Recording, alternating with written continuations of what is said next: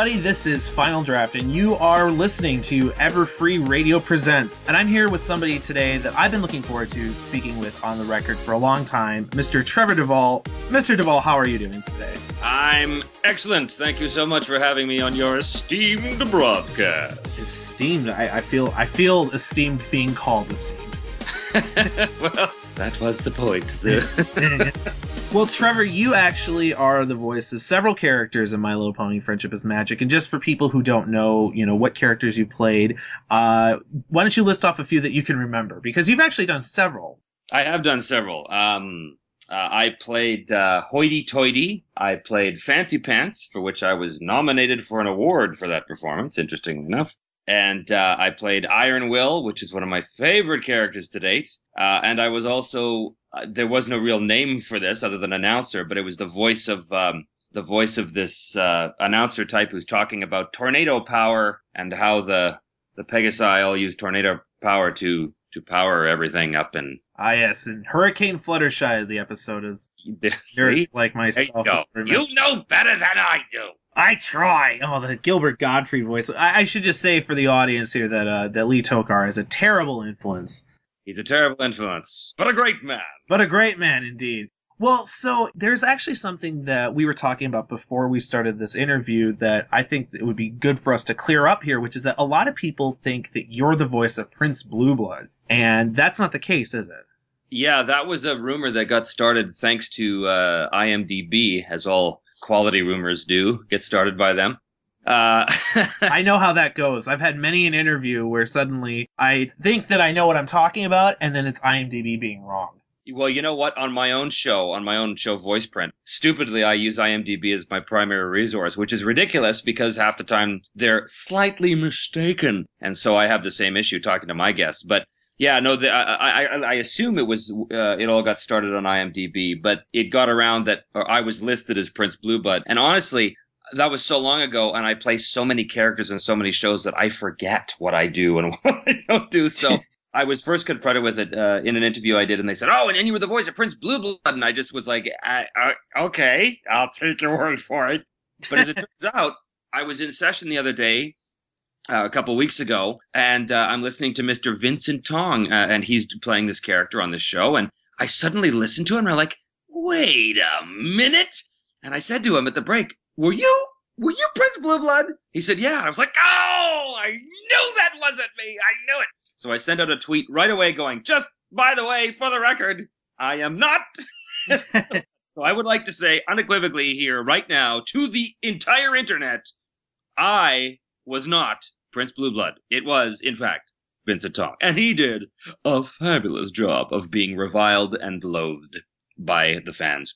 Oh, yes. And there have been many a fiction written by fans based around that character as well. So he did a great job. I should say, by the way, for our listeners, that in the description of this video, you will find Mr. Devall's Twitter account, so you can go and follow him, because that needs to happen. If you aren't following Trevor, you should be. That's right, because the minutia of my daily thoughts, oh, man, it's mind-blowing how... It'll change your life, man. You know, I'm going to say this, though. As somebody who follows a lot of cartoon voices on Twitter, I got to say that the minutia of your daily thoughts are very cartoonish. Well, and this is true of a lot of voice actors, and it makes it really fun to go on Twitter because you find all this, like, insanity, and it's just fun. Well, I have noticed that some of the funniest people in the biz are certainly cartoon guys, and I'm certainly it's no exception up here in Vancouver with the crew that I work with. We laugh. We laugh all the time. Well, and I can say I've witnessed that personally because, as you know, I was at the UBCP Awards a couple weeks back, where you were nominated for your role as Fancy Pants, and I found it interesting that the voice actors who were all there nominated, I mean, you guys are a real clique. I mean, you and Sam Vincent and Andrea Libman and Tabitha and Lee, you guys were all part of one group. Didn't matter what agency you're coming from, didn't matter, what shows you've been working on. You were all together, but you also were all way more positive than I think most of the people there. Like, you saw these screen actors acting very stiff, and you guys were just having a riot, Well, it was just because we were drunk, but, yeah. I didn't say that was why. I implied it strongly. No, it is true. There's a real camaraderie between the voice people up here, and it's one of the best parts of the job, hands down. I mean, you've experienced it now. It's like that all the time for us. We're loving life. We're loving being around. We're loving working with each other, and it's great. They're a great crew, and I'm honored and blessed to be part of it. Well, so now to go back to a basic question that I'm sure you've been asked in every interview you've ever had. How is it that you ended up getting into the voice acting business? I mean, one does not simply stumble across such a field of employment. Well, it's interesting. When I was about 5 years old, Mel Blanc burst into my house looking for food, and he put a gun to my head. He told me that I would be the next voice on My Little Pony, which was interesting because My Little Pony wasn't even created back then. Well, he was a visionary. He was a visionary. He was probably on his way to Albuquerque, though. He often was. No, I started doing accents and voices when I was about 5 years old. I used to imitate my older brother Mike around the dinner table. He would do Scottish accents, and I would imitate him. And I just started doing that. I started playing around. You know, it's easy when you're a 6-year-old boy because, you know, you're playing with action figures and stuff, and you just naturally sort of make the guys talk to each other in different voices and stuff. And that just never stopped. So a very, very long story shortened, I became an actor when I was really when I was in high school, I guess, although I'd been on stage since I was about 8 doing various other things, but like dancing and stuff like that. But I became an actor in high school and fell in love with it and realized that there was a venue for all of these crazy accents and voices and stuff I did. Although doing cartoons never even crossed my mind as a job possibility until I moved to Vancouver in 98, when I realized, oh, wow, you mean those are actors doing the voices. Oh, no, they're actors. Didn't really that before. And one thing led to another, and I got an audition for a show, and I got booked on it, and the rest is history. And that was 12 years ago. Well, and I should say that in the past 12 years, you've had just an amazing number of roles in a lot of different shows that many people may recognize you from. I mean, you were in Gundam Seed, you were in Dinosaur Train, you were in a personal favorite of mine, Black Lagoon. You've been in a lot of these different shows, and I've asked this of some other voice actors in the past. Do you believe that, in a sense, going through a lot of these like anime roles is kind of a rite of passage for voice actors, or is that just kind of a situation to situation sort of basis? Well, I certainly can't speak for the other communities like Los Angeles or Texas or anything like that, but I know with us, and certainly with myself when I started out, that's certainly what it felt like. It felt like in order to do prelay, which is the other kind of cartoons we do, like My Little Pony, for example, is prelay. So that means that we all record the show sort of in real time, like a radio play almost, and then they animate what we do. There was a real idea when I started out that in order to graduate to prelay, you had to do ADR first, which is the anime stuff. And there was a ton of it back then in the early aughts, the early 2000s. Back in aught when I was doing Japanese cartoons. See, I've always been looking forward to that myself. When I get old, I get to say, oh yeah, I lived through 2001, you know. It's not good. It's once you get to be old, it's really not good. It's nothing like what you think it's going to be. Anyway. Oh, you're not old. You're young. You're young. I know. I'm a very, very young 26. That's precisely what's going on here. Anyway, so I would do a lot of anime back then, and I loved it because it kind of allowed me to cut my teeth on creating characters on the fly. Because when you do anime, you're playing not just your main character or characters, but you're also playing a ton of incidental characters that show up for like 1 or 2 lines. And so in any given session, you're going to be playing 7, 8, 9 different people. And that's a tremendous opportunity to develop new voices on the fly in the booth. Right, because the director will say, "Oh, and by the way, yes, your waiter 17C. Let's show you a picture of him. He's got sort of a pencil mustache. We think he's French, so give him a French accent." So you just come up, of course, may I help you? How is the wine tonight for you, or whatever, right? You just do it, and it was a great proving ground. So I think that those years that I did anime really did sort of help me prepare for my prelay career, although ironically my very first job was a 26-episode prelay series, so I kind of had a weird career in that I didn't exactly follow the rules. I really did kind of stumble backwards into the into the job. Well, what was that first series that you worked on? It was a show that no one's ever seen, sadly. It was called The Lost Continent, and it was a great show. It was penned by the same guy who created the old Dungeons and Dragons cartoon from the 80s. So, oh, wow. It was super cool, super cool. It was great because it was about this island in the ocean where people from various eras of Earth's history get trapped. So it was about this guy who was looking for his father, basically, but he sort of meets up with this core group of friends, and they all travel together and try and, find the father and stuff. And so I was playing basically the right-hand man. I was like the Little John to the main character's Robin Hood kind of character, a 12th century British knight named Sir Geoffrey de Belvedere. And that's the most British name I've ever heard. Belvedere, you wouldn't imagine, but... yeah, Geoffrey even, So that was my first job, and I played it with Sam Vincent. He was the main guy in that, and I was his sidekick in my very first job. And that was where I met everybody. Where I met David Kay and Brian Drummond and all the Dobson brothers and Scott McNeil and all of these giants. I met them and didn't know who the hell they were. I wanted to ask you, too, I mean, do you ever go back and watch any of these old series that you voiced just to hear yourself in the show? I mean, I know some voice actors aren't necessarily fans of hearing their own voices on screen, but I mean, are you the type to go back and see your work once it airs? Well, I would love to see The Lost Continent, but no one ever will see it because they apparently ran out of money shortly after they paid us, ironically. Aww. So I don't think the show ever got made, which is a real tragedy. It's kind of like, your first... Actually, I'm not going to make that analogy. I was about to make a really awful analogy. Leave it to the audience's imagination then, right? But it is really a sad thing that I'm not able to see the very first show I did because it's sort of the inaugural thing. It's like the introduction to your career, and you sort of want a record of it. But alas, I will never see it. I tend not to watch a lot of the stuff I do because I'm extremely critical of myself. For example, when we did Astonishing X-Men, which was Joss Whedon's graphic novel that Marvel turned into a show, I played Colossus in that. And that was great. It was a great experience playing, the big Russian giant and everything. That was awesome. But I remember when they were editing it, one of the engineers said, hey, we're putting together your big scene right now. You want to come and have a look? I'm like, yeah, sure, I'll go in. And I'm watching this sequence. And he's going, oh, man, you were so good in this scene. And yet all I can think is, why did they keep hiring me? I'm terrible. Listen to the way I didn't stress that second syllable. So I'm really super hypercritical. So I tend not to watch a lot of my stuff.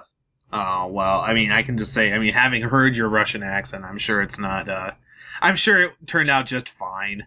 Well, we'll leave that for the fans to decide. Oh, there you go. So, well, okay, but now getting to the show at hand, this My Little Pony business. My first question for you in regards to the show, I mean, when you first, I know as an animation voice over artist person, you often are given roles in shows that are, for little kids or for girls. I mean, I know that you did Hamtaro, for example. Right. So I can understand, going into My Little Pony, voicing it, not knowing about the Brony community. But now that you do know about the Brony community online, what was your initial reaction to it? How did you feel when you heard that there were a bunch of, say, mid-20s guys watching this show that was originally intended for, 7 to 11-year-old girls? Boy, that's a leading question there, Mike. Little bit, isn't it? I know. It's as though you expect a particular response. Well, I'll say this, is that a lot of VAs were surprised, and oftentimes I hear that, they found out in these odd ways. But once or twice, people will tell me, no, it didn't surprise me at all. And so, I'm not necessarily expecting a specific answer, but if you give the wrong one, I'll have to call some people. I think it's safe to say that I was surprised. To an extent. I mean, honestly, when you've done as many conventions as I have, nothing really surprises you after a while, But it was a bit sort of off-putting originally when, you realize that a great number of the Bronies are, men my own age, and how extremely devoted they were to this show, which I always just assumed was made for 10-year-old girls, Yeah. But now that I've seen the show, I kind of go, oh, this is kind of smart. This is kind of smart, this show. I'm beginning to understand a little something here about this. And honestly, every brony I've talked to has been just a regular fella, a regular stand-up guy. Like, there's a stereotype in your mind where you think, oh, this has got to be somebody weird. But I've never encountered that. All of the bronies I've talked to have been just really great guys, and I'm just like, okay, cool. So everybody's got their thing, man, and at least it's a quality show that they're loving, If it was crap, that would be another story altogether.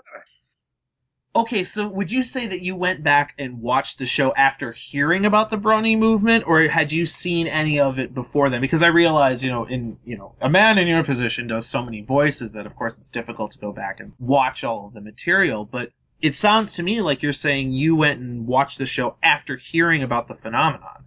Yeah, that's exactly right. As I said, I don't really tend to watch a lot of the stuff I do. Mostly because I don't watch a lot of TV, so I tend to miss a lot of stuff anyway. But when I heard about the Brony stuff, and especially when people were making a lot of sort of references to the characters I had played in conjunction with other characters and scenes and stuff, I got a little curious, and I was like, well, okay, what's the deal with this? Why is everybody talking about this stuff? And then, when I saw my first episode, I was like, okay, well, I guess that kind of makes sense. But honestly, for me, the big turning point came with the Iron Will episode. That was a tremendous amount of fun to record, but when I saw it, I was just like, okay, I get it. This is a good show, and it's funny, and it's smart, and even though they affected my voice, which kind of pissed me off a little, it sounded pretty good, and I was very happy with my work in that, which I tend never to be. So that alone is a big testament to My Little Pony right there. A lot of people, after they heard your rendition of Iron Will, immediately associated him with Hercule from Dragon Ball Z. And from what you've been telling me, off the record, that wasn't you. Nope. It was somebody else. Somebody who copied you, probably. Well, as I mentioned to you, I did create the voice for Iron Will, specifically for Iron Will. I'd never done that voice before. And then when it might have sounded like this other fella when they affected the voice, because they kind of deepened it a bit, and did some other things to it. So maybe that's the reason why people thought, that it was similar. But in its sort of raw, natural state, it didn't sound anything like that at all. Yeah, it had that kind of cool 80s sound to it, I thought. Like, when I watched it too, I mean, I love how they kind of made him out to be almost like The Rock, Yeah. and then they characterized him that way. And you were saying earlier that you based the character somewhat off of, like, my former governor, Jesse Ventura, and a couple other people. How much work did you put into creating that voice? Do you want the real answer or the answer that I tell my agent? Both. Nothing but lies on Everfree right now. I saw the description of the character, and the creators had said, we're sort of imagining a Jesse Ventura sort of Mr. T thing. And so I just went with that. And I think I've said elsewhere that at one point I was doing a show called Action Dad with some people, and Paul Dobson was on it. And Paul was playing a character that he had based on Jesse Ventura. And I just loved what he had done with this character. It just made me laugh so much. So basically, I started with my impersonation of Paul Dobson doing this particular character, and then just added a few little things here and there to sort of unique it up, so to speak. But I went into the audition with that voice, with the voice of Iron Will, which was very much, here, and I'm a professional wrestler down here. But then, putting a little bit of Mr. T, and then they had written that in, right? Like, I pity the fool, that kind of stuff. So it was it was right there on the page as far as I was concerned. I didn't really have to do a lot. I just sort of, went with my gut and created it from there. But have you ever seen the movie The Dead Poets Society? In the States, at least, high school English teachers always force their students to suffer through it. It's a good movie, but there's Oh, Captain, my Captain. Yeah. Well, there's a moment where there's this really introverted student, and Robin Williams' character pulls him in front and says, "I want you to erupt in a barbaric yelp." It sounds to me that's kind of like what you did with this character. Like, you came in and you gave it the best yelp you could. Yeah, essentially. Essentially, that's true. I sound my barbaric yelp. That's it. So you know what I'm talking about. But you've also, of course, voiced Hoity-Toity and Fancy Pants. Would you say that Iron Will is your favorite of those three, at least? Iron Will, for me, was the most fun. Although, obviously I love every job I do. I love every character I get the chance to portray. But Iron Will was such a workout. I was sweating by the end of it. I think he was, too. Yeah, because it was just, everything was yelled all the time, and it was so hyper-intense all day long. And that was fun. It was fun to be able to, play a character with that kind of intensity and still be funny, right? Well, and I think it's kind of a tribute, in a sense, to your flexibility, because you have that kind of character, and then you have someone like, like Fancy Pants. I can't even do a proper British accent, who's a little more on the, I suppose, delicate side of things. Yes, delicate, I suppose you could say that. And again, Fancy Pants was sort of a guy that when I saw the sides for the audition, the pieces of script we used to make the audition, they said, we're sort of thinking like a John Cleese sort of thing. And I thought, all right, I'll give you something like that anyway. And that it was. And then did you finish the session with, and now for something completely different? And now for something completely different. Well, okay, so you've worked now on My Little Pony, and of course we can't talk about any, say, future episodes or future material. Naturally. But given the opportunity, would you, say, perchance, be interested in attending, if the stars were to align just so, would you be interested in attending one of these conventions this upcoming year to kind of see the community firsthand? If the stars were to align and the great gods of karma were to bless me, yes, I would look to the karmic wheel and hope that good fortune would come my way to come and do a BronyCon. And are you prepared for the cosplayers? Are you prepared for the people who will come up to you dressed as Fancy Pants? Because I've seen it. And they're good at it. They're good at it. I always like to think that I am prepared. I never am. Honestly, I've never had anybody cosplay one of my characters, to my knowledge, anyway. So that would be, I gotta tell you, that would be pretty cool. Pretty cool. It's already happened. I've seen Iron Wills. I've seen Really? This year. Yeah, I've been to a lot of conventions this year. I've seen Iron Wills, Fancy Pants. I've even seen one Hoity-Toity, I think, at BronyCon back in June. Yeah. So, and you didn't know that? No, I had no idea. Well, so you have been to a lot of conventions, though. Is that mostly like anime-type conventions? Yeah, the vast majority of them, yeah. And do you have one voice that people harass you for all the time? Yeah, certainly in the anime circles, I'm known best as Mula Flaga off of Gundam Seed. That's sort of the real, the kind of Han Solo kind of cool pilot guy character. Which is great. It's great to be known for him, but that's sort of one of the big ones. What else in anime? I've done a number of big animes like Death Note and Black Lagoon, and I'm working on the new Dragon Ball Kai as well. So mostly though, it's the Gundam stuff. Can you reveal your character on Dragon Ball Kai, or is that still under wraps? I probably shouldn't. I mean, I'm sure it's already out there, but they're very touchy about that sort of thing. Yeah. I've already got Kirby Morrow in trouble for talking about some stuff on my show, so I don't want to get anybody else in trouble. Well, and I was going to say, you actually host your own show about voice acting. Yes, it's called Voice Print with Trevor Devall and guests. It's a show where I interview my colleagues and we talk about their careers and how they got to be where they are and funny stories from the booth and all that kind of stuff. It's available on my website at trevordevall.com, and it's also available on iTunes, and it is completely for free. Voice Print with Trevor Devall and guests. Go out and download it today. You've had a long run so far. I think you've been doing it for about 5 years, haven't you? Yeah, that sounds right. I think we have... My episodes are getting, there's more and more time in between each one, but I think we're on episode 34, 35 around there now. And my next guest is actually going to be Andrea Libman, which is kind of cool. She just won the award for Best Voice, as you know. You were there with us. Yes. Yeah, no, I started that in 2006, maybe around there. I don't recall exactly the year. But I had been asked the same questions over and over and over again at these conventions from fans, and I thought, wouldn't it be nice to just sort of be able to bring the convention right to the fan? Because I thought, I know all these guys. So what about doing a show where I just sit and chat with my colleagues and we talk about their careers and we basically answer all those questions that the fans always ask us anyway? And it kind of took off. It just kind of skyrocketed. My very first guest was Sam Vincent, and he's actually been on the show a number of times now, but it's turned out great. So we're still going strong with it, certainly. Although the episodes are pretty rare these days, just because the scheduling is very difficult to make work.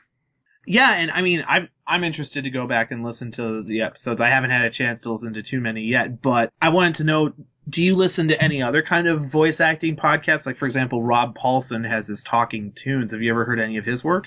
I haven't actually, but now that you say that, I'm always on the lookout for more stuff like that. Because I'd like to see what else is out there. But the podcasting world is so huge. It's so hard to disseminate. It's so hard to find things that are appealing and are of good quality and that kind of stuff. I do listen to a lot of podcasts, but I've yet to find one sort of doing the same kind of thing that I'm doing. I'm sure they exist, but.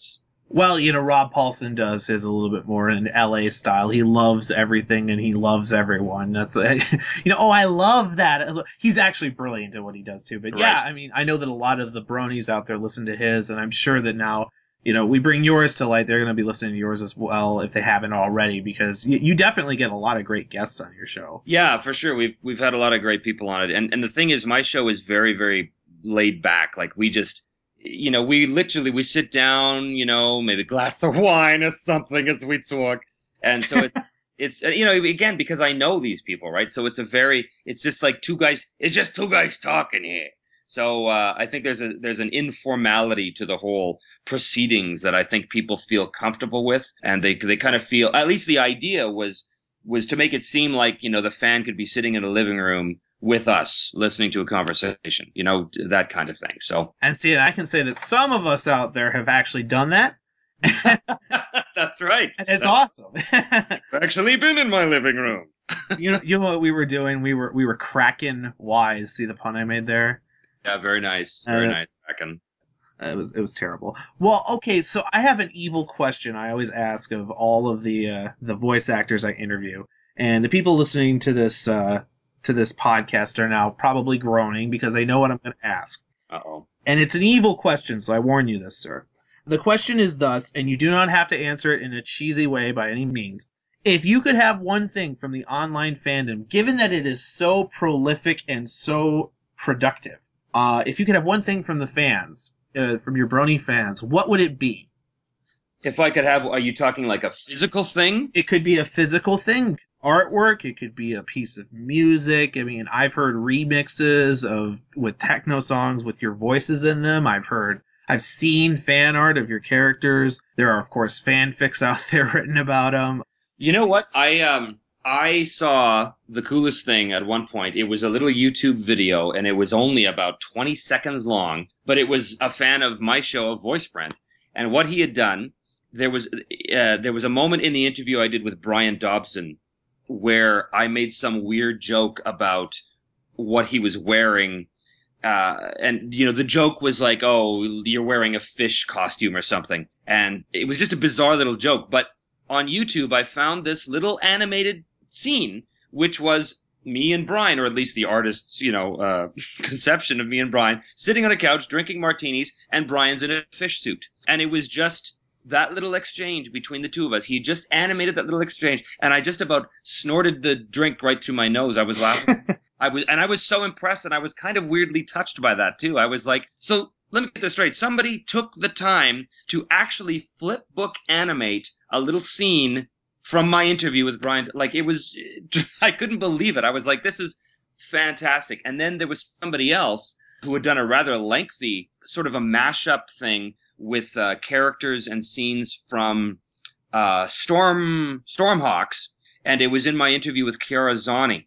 And basically, they had just taken a whole bunch of different scenes and snippets from a whole bunch of different episodes of Stormhawks and used that as though it was animating my interview with Kiara. It was astounding to me how close they got everything. It was just wild. So I guess to answer your question, if I could have something from the fans, it would be something like that. It would be like, or maybe some sort of mashup of, you know, my characters in My Little Pony and my characters in some other shows I've done, or something like that. Something to do really specifically with the animation side of things. You know what I mean?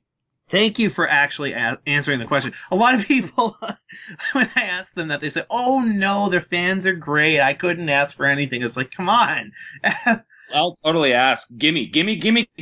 Oh, and they will. They will, especially if you give them something to work off of. It sounds like if you want them to do something, say, with Iron Will, I'm sure they would do it. Oh, always. Bring on! That Iron Will challenges all of you to put Iron Will in a flattering light. I don't know that he could be put in any kind of, flattering light. I mean, challenge. There you go. And the internet says challenge accepted.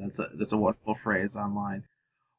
Okay, well, Trevor Devall is the voice of not only Fancy Pants, not only Hoity Toity, but notably Iron Will, as well as many incidental voices in the background. All around great guy. Trevor, thank you so much for joining me today. My pleasure. Thanks for having me on the show. It was great. This has been Final Draft, and you have been listening to Everfree Radio Presents.